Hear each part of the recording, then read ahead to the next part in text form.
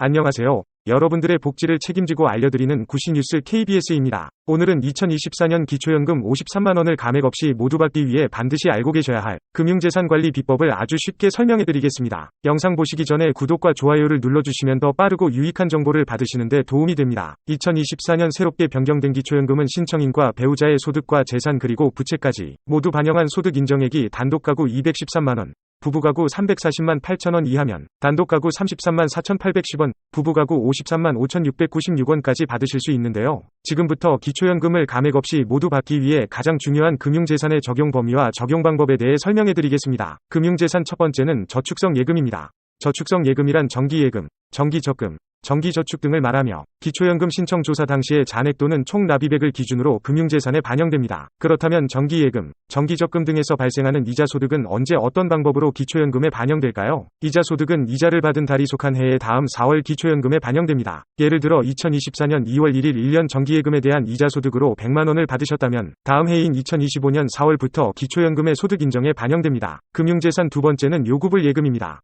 요구불 예금은 저축성 예금과 달리 입출금이 자유로운 보통 예금, 정기예금 등을 말하며 기초연금 신청 전 3개월 이내 평균 잔액을 말합니다. 여기서 어르신들께서 궁금해하시는 내용 한 가지.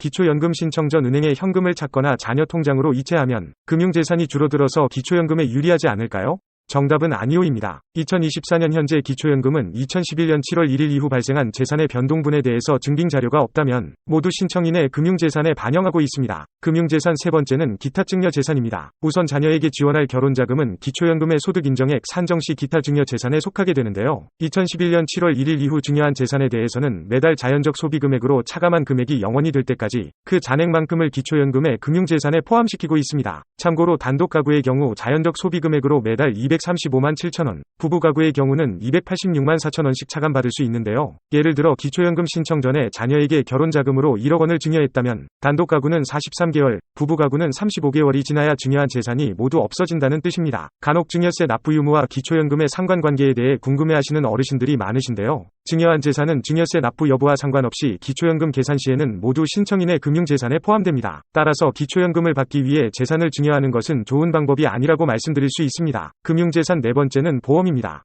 보험은 기초연금 신청 조사 당시에 해약 환급금을 기준으로 금융재산에 반영됩니다. 또한 계약자가 부모이고 수익자가 자녀일 경우 모두 부모의 금융재산에 포함되는데요. 그 이유는 수익자는 계약자 피보험자의 동의가 있을 경우 즉시 변경 가능하기 때문입니다. 따라서 기초연금 신청 전 최대한 빨리 계약자를 자녀에게 넘겨주는 것이 유리합니다. 금융재산 다섯 번째는 주식, 수익증권, 출자금입니다. 주식, 수익증권, 출자금 등은 기초연금 신청 조사 당시의 최종 시세 가액을 기준으로 금융재산에 반영되며 배당금이 있다면 다음 해 4월 기초연금의 소득 인정액에 반영됩니다. 간혹 가족의 주식 투자를 위해 본인의 명의를 빌려주는 어르신들이 계신데요. 이런 경우 모두 본인의 금융재산에 포함되므로 가족 간의 명의를 빌려주는 것은 정말 조심하시기 바랍니다. 지금까지 설명드린 것을 기준으로 2024년 금융재산은 얼마까지 기초연금을 감액 없이 받으실 수 있을까요? 금융재산에 대한 기초연금 수급 가능 여부를 확인하기 위해서는 소득 인정액을 구해야 하는데요. 금융재산의 소득 인정액은 앞에서 설명드렸던 예금, 적금, 주식, 보험 등의 모든 금융재산을 더한 다음 기본공제 2천만원을 차감 후 소득 환산율 4%를 곱하고 이것을 다시 12개월로 나눠주면 구할 수 있습니다. 예를 들어 금융재산이 1억 원일 경우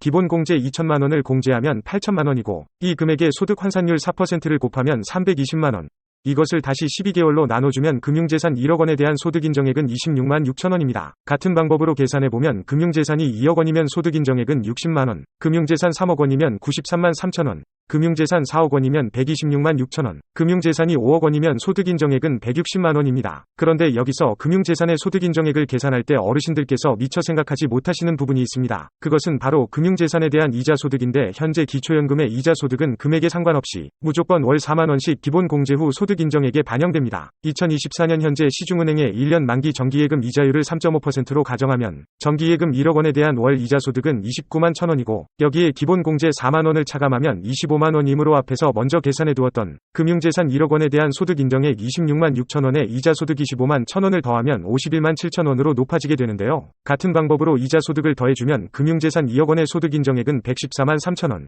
3억 원이면 176만 8천원, 4억 원이면 239만 2천원, 5억 원이면 소득 인정액은 301만 8천 원입니다. 따라서 단독 가구의 경우 2024년 선정 기준액이 213만 원 이하이므로 금융재산만 놓고 본다면 3억 5천만 원 정도까지는 기초연금을 받으실 수 있다는 것이고, 부부 가구의 경우는 선정 기준액이 340만 8천 원 이하이므로 금융재산 5억 5천만 원 정도까지는 기초연금을 받을 수 있다는 뜻입니다. 물론 기초연금 수급 여부를 결정하는 소득 인정액은 금융재산뿐만 아니라 재산, 소득, 부채 등도 모두 적용해야 하므로 신청인에 따라 달라지지만, 금융재산에 대한 이해는 기초연금 수급에 있어 매우 중요하니 영상을 잘 보시고 미리 확인하시기 바랍니다. 오늘은 기초연금 수급을 위한 금융재산 계산 방법에 대하여 설명드렸습니다. 오늘도 시니어 여러분을 응원하겠습니다. 앞으로도 도움이 되는 정보를 얻고 싶으시다면 구독 버튼을 눌러주세요. 지금까지 KBS 복지뉴스였습니다.